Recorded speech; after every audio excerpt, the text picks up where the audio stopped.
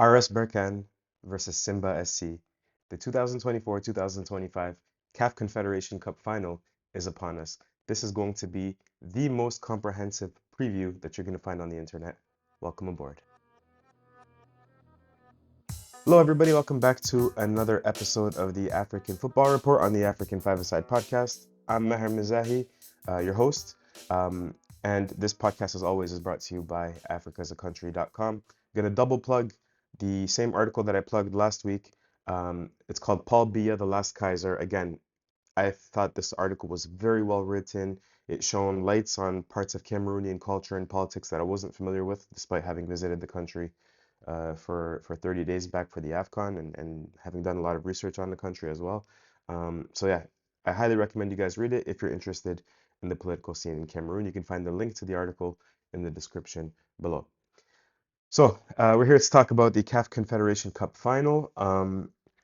This year we haven't really covered the CAF Confederation Cup as much as we have the CAF Champions League, and that's partly my fault.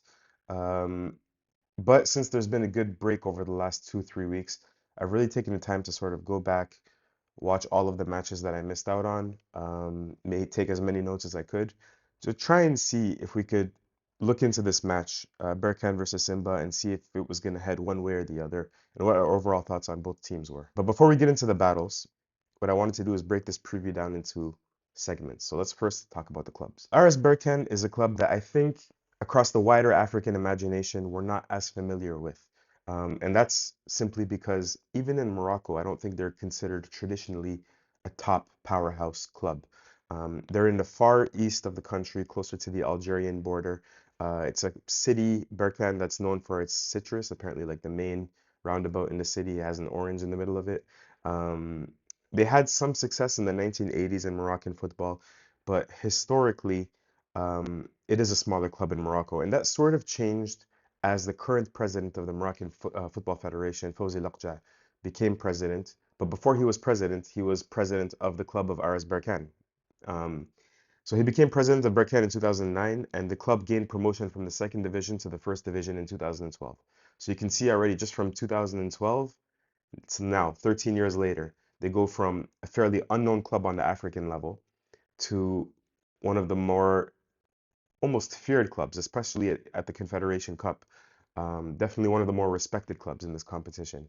And so, as Fawzi Lakja became the president of the Moroccan Federation, he passed on the presidency of the club to Hakim bin Abdullah, who's done a pretty good job because even most of the successes have actually come after Lakja left, as just bin Abdullah's been the president after 2018.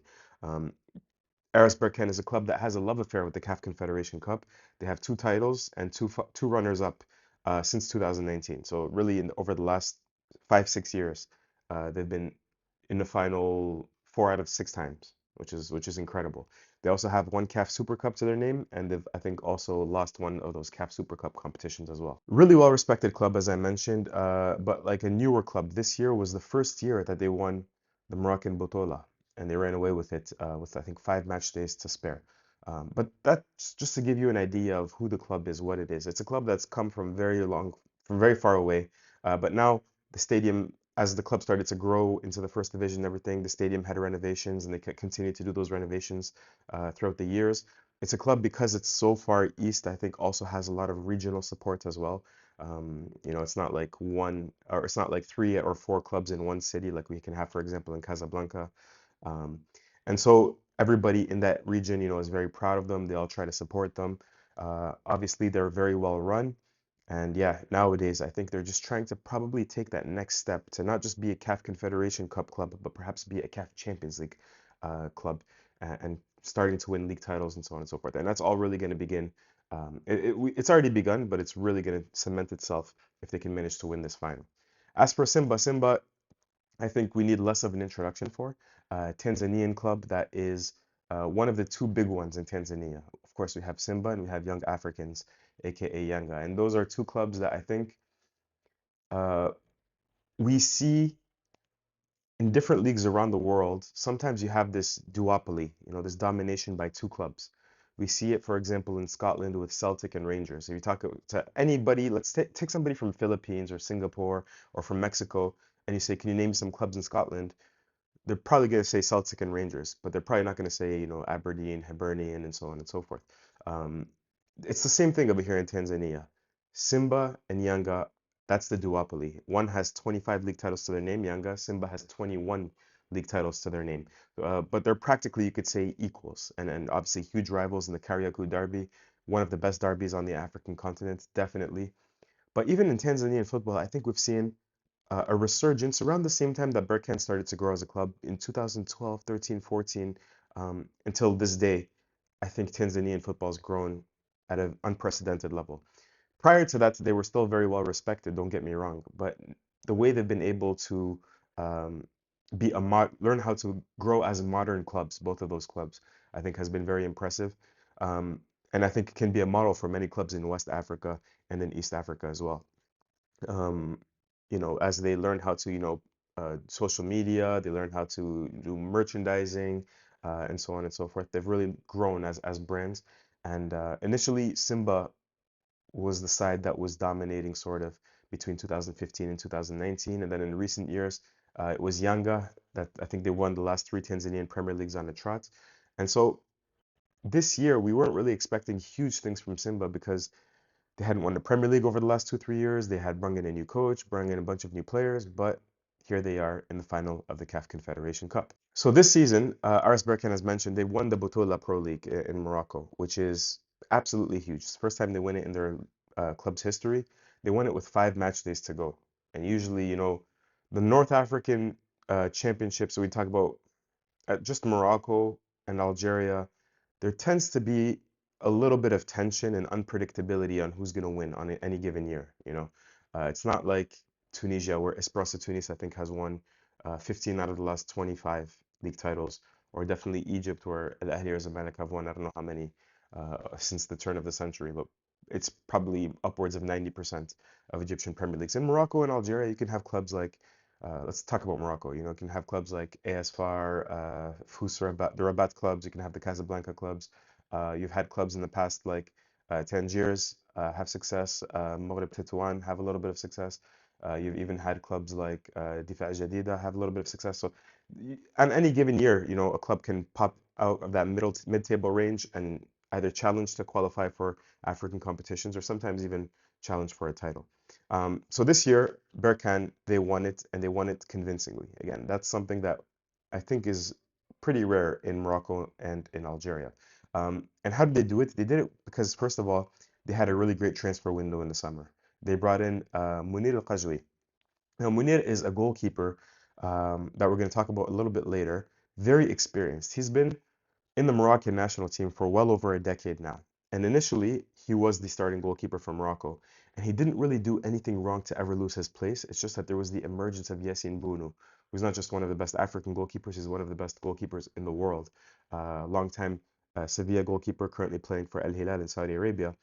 He just became, much, much better. And he eventually supplanted Munir. But Munir was always that I mean, over the last 7, 8 years, as Bruno has grown, he's still been a reliable backup goalkeeper.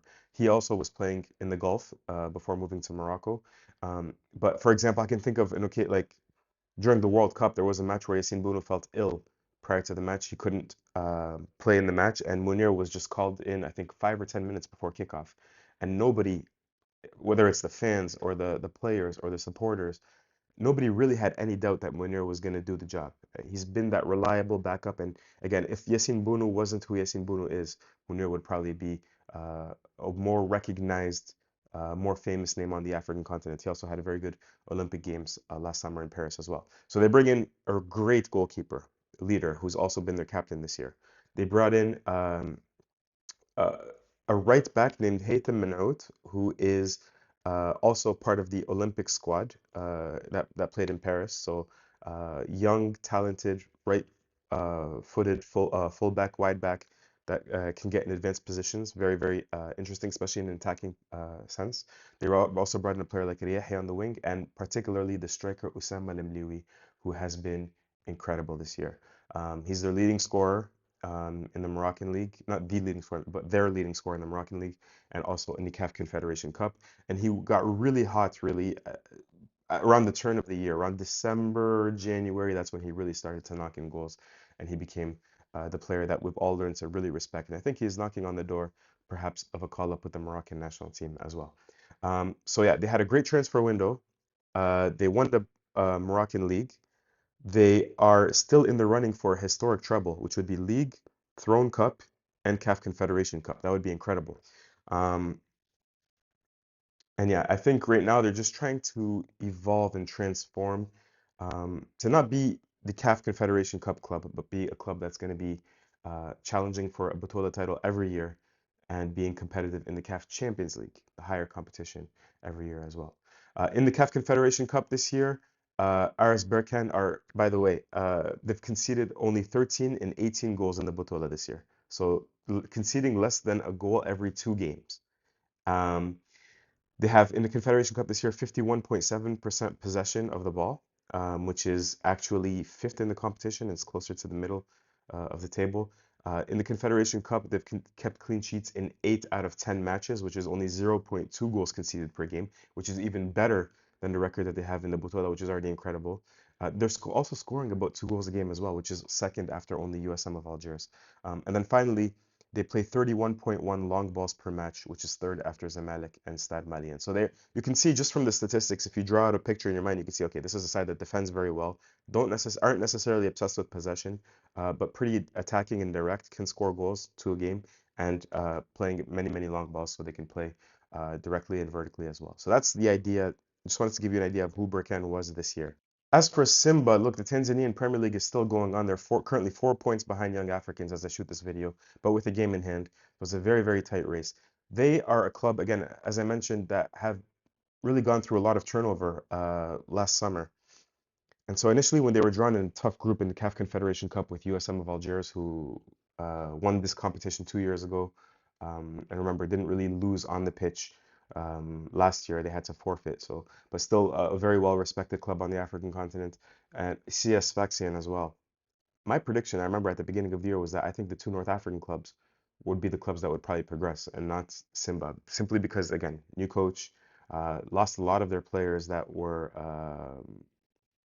influential. Brought in some players as well, players like Jean-Charles Ahoua from Côte d'Ivoire, who's been incredible for them this year, very good. Um, Brought in Stephen Makwala, I believe, from Asante Katoko, the striker from Uganda. A lot of players have changed for Simba, and as a result, that kind of instability with the new coach, I didn't really think that they would win the Tanzanian Premier League this year. And I didn't think they would even get out of the group stages because they were drawn in a tough group. Or if they did get out of the group stages, I thought they would get knocked out early. But the fact that they've made it to the final, I think you have to take your hats off to the coaching staff and you have to take your hats off to the players.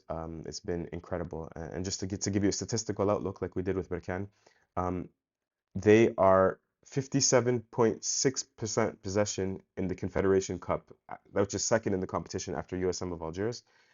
Now, this is what's interesting. They have 18 big chances missed in the competition, 24 big chances created. The big chances missed statistic is first, and this 24 created is second after USM of Algiers in the CAF Confederation Cup. They have 223 touches in the opposition box. That's first in the CAF Confederation Cup, and they've also won 63 corners, which is first in the CAF Confederation Cup. Again, if we take a little bit of a statistical outlook and we try to sketch something up just from the statistics blindly, you could deduce that this is a club that's probably a little bit wasteful. They're only scoring 1.1 goals per match compared to Berkane, who's scoring 1.8 goals per match. And remember, these guys have 57% possession of the ball. They're creating the most amount of chances. The other ones have 51% possession of the ball. They're playing long balls. So you can see that Simba, in my opinion, they are coached well. They're creating chances. The players are dynamic, but I think, and this is what we're going to see in the attacking sector, they can be very raw as well. And that they need to be much more clinical in the final third if they're going to have a chance in this final. The coaches. Marin Shabani is a Tunisian coach who's the current coach of RS Berkane. And RS Berkane in their history have often used coaches from North Africa, not just Moroccans. And he's a coach that sort of burst onto the scene with Espresso Tunis, I think winning even two CAF Champions League titles with them, if I'm not mistaken. I know he definitely won one. sort of just like a former player. I think came through on an interim basis after being an assistant, and because of those titles in the CAF Champions League, he gained a lot of respect on the continent. And now he's just continuing to build that CV, particularly with this performance with RS Berkane. Again, the way they won the league title convincingly has been nothing short of impressive. This year, he's built a side that can defend incredibly well, but also a side that imposes their style of play. And again, that is very, very clinical in attack. If he had anything to do with the transfers as well, then he deserves a big tip of the cap, but it's just hard to know who pulls the triggers on those decisions as well. Fadlu Davids is the coach of Simba. He's a South African coach. And again, this goes back to what I was talking about a few weeks ago. When I speak to people around the continent, this is becoming common knowledge now. There's clear consensus that there's a dynamic that's happening in South Africa where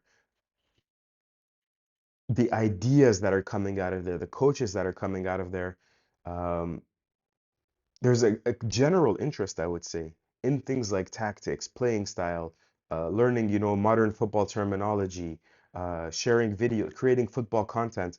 I've never felt like there's a kind of energy that's coming from. I'm not just trying to, suck up to South Africa because there are a lot of South Africans that view this channel, but really there's a dynamic that's happening there that I don't think I see anywhere else on the continent. Um, People are interested in things like tactics. There's YouTubers, there's vloggers. It's incredible what the new age internet 3.0, statistics 3.0 have done for South African football, in my opinion. And I think that's why we see, coaches, um, like we're gonna keep saying Rulani Mokoena, but Pizzo we can throw in as well. We could throw in so many good coaches in South Africa, and not just good coaches, good technical analysts. Um, and even Fadlu Davids, of course, is one of them. He was sort of the assistant to Joseph Sinbauer, who's currently at GS Kabylie in Algeria, but he was with him, I think, at Orlando Pirates, and I think when he went to Lokomotiv Moscow and Raja Casablanca as well, sort of followed him as an assistant. He immediately finished his career as a player, I think, at Maritzburg United, started being an assistant coach over there, and then he finally got this chance to sort of break away and be a senior coach for the very first time, and what a job he's doing. And again, when you listen to people that know the club and that know David's and his staff, they even say like there's people in his staff, like assistant coaches and stuff that are almost just as impressive. There's just an incredible amount of, dynamic, creative ideas. Um, and so the coaching, I think, it's just a breath of fresh air. That's the main thing I would say in African football, from South Africa. And I don't see it happening in a lot of other countries. I can tell you about my country, for example, in Algeria, where a lot of the tactical discussion. There almost is none. A lot of the discussion is still like when we talk about analyzing a match is often they wanted it more. The coach, didn't make good subs. It's very, very rudimentary and basic. So that's really cool that that's happening out of South Africa, and it's good that Fadlu Davids is having success in his first season at Simba because I think it's going to validate that. And I think South Africa eventually, over the next 5 years, is going to be a country where everyone else around Africa is going to be looking there to see who can I pick up from there as a video analyst? Who can I pick up from there as a coach or as an assistant coach? Because they quite clearly are having success in African competitions. Um, Kind of like what we have in Tunisia, if you guys don't know, they have fitness coaches all over the continent. The Tunisian fitness coach is a brand in and of itself. And I think it's because they have a really good school in Tunisia. But if you check maybe all the big clubs in Africa, I guarantee you 30-40% have a Tunisian fitness coach. So yeah, I expect the same thing to happen with South African head coaches very, very soon. So yeah, Shabani versus Davids, I expect to be a very, very interesting tactical encounter. So let's talk about probable lineups and then key players. Both of these sides can vary with who they're going to line up, but these are how I'm expecting them to play. Um, for Berkane, of course, they're going to have Munir in goal. They're probably going to have El Moussaoui as left back and Menhout as a right back. And these are two players, again, that are very, very highly rated domestically in Morocco. El Moussaoui is even a Moroccan international. I think he's played for the Moroccan national team maybe 5, 6 times. He's a player that, for example, played in the African Nations Championship when they won it. He was very well respected by Walid Regragui as well. He's, I think, pretty universally recognized as a top five fullback in the Moroccan league as well. So he's a really good attacking wing back. Haytham Menhout is the right back. Adel Tahif is another one of those players like Menhout, like Munir, that was part of the Olympic squad from Morocco that won a bronze medal. And he's not a very tall center half. On the contrary, he's, I would say, like on the shorter side of things, but he's very aggressive. Um, and I think he has the most, it might be interceptions or clearances. I think it's clearances. And that's sort of his style of play, very much getting stuck into a player, not giving them space to breathe, always on your back. Um, but a very good center half, very aggressive center half. And of course, you have Issoufou Dayo. Issoufou Dayo, the experienced sort of captain, spiritual captain, and sometimes on the pitch captain as well. He's been a little bit injured during the knockout stages of the CAF Confederation Cup, but he's been at Berkane again for I think a decade now. It's rare that you get, on the African continent, a player go to another African club on the continent in another country and stay for as long as he has. But he's just so well respected. Everybody looks up to him because of his mentality, his leadership. He scores a lot of goals as well. I would say that one of the more prolific defenders in terms of goal scoring in African football, scores penalties, but also a big threat from set pieces. And yeah, has experience playing at things like, the AFCON. He has, of course, won CAF Confederations Cups with Berkane. And yeah, even played, I think, in a CAF Champions League final for AS Vita Club in 2014, back in the day. Then they have a very, very interesting young Senegalese defensive midfielder named Kamara, and he's complemented by Khairi and Lebhiri in midfield. These are sort of two jack of all trades number eights that sit in front of Kamara. You're probably going to have Mehri, excuse me, on the left wing, and probably Zahoudi on the right wing. And these are two inverted wingers, so right-footed playing on the left, and then left-footed playing on the right. And what I really like about these players is that they are goal scoring threats. They're not just wingers that are there to create or to just play well. They won't be scared to, for example, attack the far post when a cross is coming in from the other side of the pitch. And then, of course, we're going to have Osama Lemloui as a striker, who again has been on fire. Surprise signing, superb signing, sort of the breakout player in Morocco this year. So my three key players for me are Munir, who I think is maybe the best goalkeeper in Africa at the moment. Despite not playing much for the Saudi club last year, he was nominated as one of the top 10 goalkeepers for African Goalkeeper of the Year. Great success at the Olympic Games in Paris, of course. So yeah, he's a captain when Dayu's not been playing, and he's been uh, really, really a top player, and I expect him to be hugely influential in the final over the two legs. Issoufou Dayo, as we mentioned, emblematic captain of Berkane, 7 goals in the Butola this year, takes penalties, but also a threat from set pieces. Now, I would say that Dayu is a little bit older now and a little bit slower. He's tall, but he's a little bit slow. That's why it's nice to have somebody like Tahif beside him who can dart in and out and can very much play the man. And Dayu, because he's lost maybe a step of pace, can play a little bit behind. And then you have Lemliwi again. Lemliwi, as a striker, can do everything. He's not very tall, not very strong, so he's not really your typical spearhead. I wouldn't compare him to Fiston Mayele, for example, but he can do everything. He can run the channels, whether that's off a center half or off a fullback. He can get on the end of crosses. He can strike the ball from a distance. He scored goals in all kinds of ways this season. And again, I think if you asked a typical Moroccan football fan last summer if they knew who he was, I think not more than half would. And he's just burst onto the scene this season now. He's a household name for those that are following domestic football in Morocco. As for Simba, they're probably going to be starting with Musa Pinpin Kamara as a goalkeeper, Kapombe as a right back, Shamu Karabu, the Ivorian center half, alongside Abdurazak Hamza, the Tanzanian center half beside him, Husseini, who's the club captain, as a left back. And then you're going to have Kagoma and Goma in the double pivot, and then Mpanzu Kibu on either wing, Jean-Charles Aoua as a sort of number 10, and Stephen Mukwala as a striker.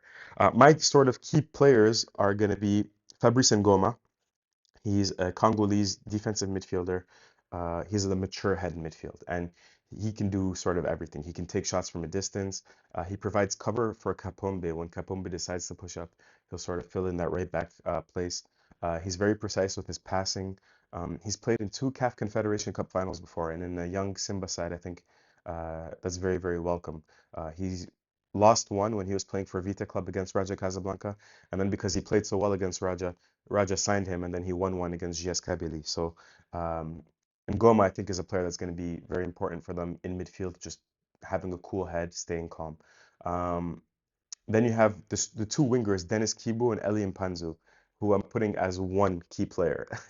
And for me, it's because they're similar. They're similar in that both wingers are live wires. They're going to catch your eye when they play. They run hard, they dribble hard, they are very direct. Um, Actually, Dennis Kibu, he was even nominated for the Puskás Award last year for one of the best goals scored on the African continent, in the world, in world football. But what makes me sort of wary about these two wingers is that they have this thing where they can make the easy look difficult and they can make the difficult look easy. So they can strike a ball from 35 yards and it's going to go top corner, or they can dribble through 4 or 5 players, which even normal wingers wouldn't be able to do. But sometimes they'll misplace, they'll be in a crossing position and they'll, hit it directly for a goal kick, or they'll misplace an easy pass. So those two, they can blow very hot and cold. And so it sort of gives Simba an unpredictability almost. And, if they're on their day, they can absolutely torture your defense, and at the same time, um, they can also ruin your day as well if you're a Simba supporter. Kind of reminds me of almost like Gervinho to an extent. Now, Gervinho is much better than these two guys. No disrespect, but Gervinho, I remember thinking to myself, like, the defender, it's impossible for the defender to know what he's going to do because he doesn't even know what he's going to do. He's just like playing on the fly, and that's how Mpanzu and Kibu are. And finally, you have Jean-Charles Ahoua, who's the central attacking midfielder, the number 10. Um, and he is really uh, almost the antidote for those two wingers. They're unpredictable. He's more predictable. He's not running all over the place. You could see that he's on another level than those two. I mean, like he won't ever misplace a 5-yard pass or a 10-yard pass. Um, he's created the most chances in the CAF Confederation Cup so far. He's created 27. But that's also because he takes all set pieces and all corner kicks as well, so that might skew it. He also has the most goals and assists in the Ligue 2 this season, but again, that's skewed by him taking set pieces and penalties as well. So I think if you ask a Simba fan, they might say they almost prefer the wingers to him because at times he can be a little bit boring. He's not as dynamic, he's not as fast, but having him in the middle of the park, I think can be a big advantage because when a pass needs to be played accurately, he can play that pass accurately, and I think he's been a very good signing for them this summer. So what are the key battles here? One thing when I was watching Simba during the knockout stages, um, I was almost shocked by how much space there was between the double pivots, Kagoma and Goma, and Jean-Charles Ahoua, the number 10, the Ivorian number 10. Even when they were defending against Stellenbosch, or when they were defending against even Al Masry in Egypt, it was like they were not compact at all. Compared to RS Berkane, RS Berkane's midfield is very complementary, very compact. Um, at times Aoua was sort of, I don't know if he was not running back, but the wingers were not running back as well. And as a result, at times the team looked like it was divided into, attacking midfielders and striker and defenders and double pivot. And when RS Berkane are on the ball, here's where we can get into some tactical discussion, particularly against CS Constantine, but also in the prior match against Azek Mimosa. When they're on the ball, almost always, if they plan on having the ball for any period of time, the two center halves will flare out. The central defensive midfielder Kamara will come down, and so there'll be three, and then the fullbacks will push up next to the number 8. So you have 4, and then 3. So you have a 3-4-3 with the defensive midfielder dropping, fullbacks pushing up. Pretty basic. Simba does this on occasion as well. The wingers, however, the wingers will drop inside. So they'll provide space for the fullbacks to push up if need be. And the wingers, Zroudi and Mehri, I think, and even Lemliwi, they are masters at finding those little spaces in between the lines, and then running the channels as well. And so you could see a lot of the times, Kamara will be on the ball, or Lebhidi or Khairi will be on the ball. And you could see the wingers settling into a space and then looking behind them, looking around, trying to see if they're in the right space or if they need to go somewhere else. So Shabani gives them that freedom to sort of move around and find those spaces. So I think this is going to be a tactical battle. Can Simba's wingers and central attacking midfielder Awa and Mpanzu and Kibu, will they do enough of their defensive duties? And if not, will the Simba SC midfield If they cannot be defensively disciplined and they leave spaces to be that are going to be opened up too much, will those be exploited by RS Berkane? And I think they might be. Now, also the fact that on the ball, Berkane get into that sort of 3-4-3 formation, and they will do it, I think, especially at home in this first leg. That leaves space behind the fullbacks, right? When the fullbacks push up, uh, to between the center halves as they flare out and the touchline, you should have a lot of space. Isufu Dayu, if he starts, and he hasn't started again a lot in the knockout stages, again, has lost a little bit of pace. I would not want to see Isufu Dayu isolated in that space along against an Mpanzu or against a Kibu, because I think he's going to be, with his experience, he might not be panicking, but you don't want to be backpedaling against those guys, especially if you're not as quick anymore. So the directness of the Simba counterattack versus the space that is left behind the Berkane fullbacks could also be something that I'm looking out for. And then finally, I think there's just something about Osama Lemliwi. Is can Simba stop this guy? He's been, when you're a player, and if any of you have played football, even at your level, I think you can understand this. There are periods of time when you play, when you're just you have supreme confidence. Like so everything is working and it builds, right? It's one match, second match, third match, and then you realize like, oh, like I have an incredible amount of confidence. I can do anything right now. And because you have that confidence, it tends to happen. They call it a purple patch, it's players have time like spurts like this throughout their career, and I think Osama Lemlui is at that point now, and there's going to be a lot of motivation for him, with um, the AFCON coming up. I think to continue to perform at that level. So it's really I think the last one would be, can Simba stop Osama Lemlui? Can they neutralize him? And if they can, I think that would go a long way to them having. So the prediction, one statistic that we didn't mention so far. Uh, I don't know if this is true. I heard it on television commentary. I think it's true. RS Berkane are undefeated for 50 plus matches at home in the CAF club competitions, CAF Confederation Cups, basically.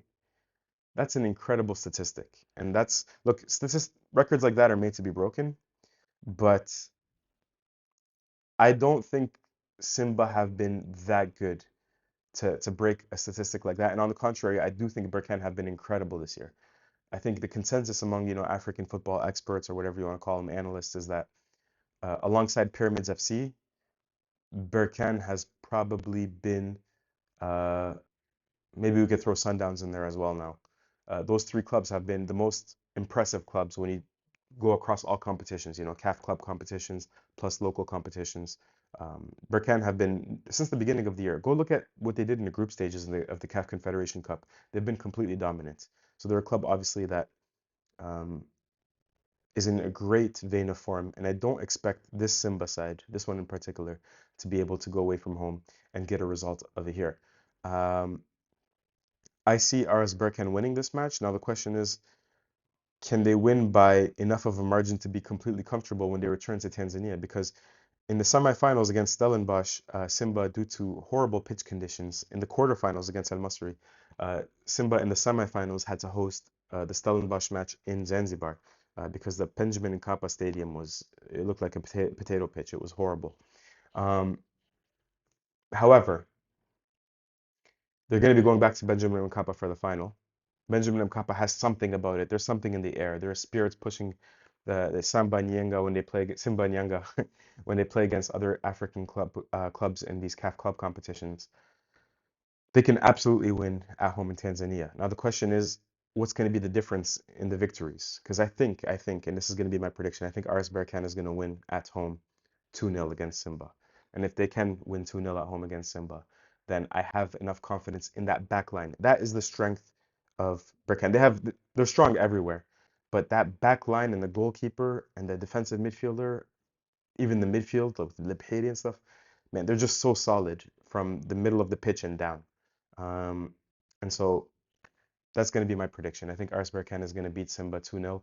I hope you enjoy the match this weekend. Next week, of course, we're also going to be previewing the Champions League final between Mamelodi Sundowns and Pyramids FC. And of course, we're going to recap the first leg of the CAF Confederation Cup final as well. So please do keep it locked into this channel on the African Five-A-Side podcast, and we'll speak to you all very soon. Peace.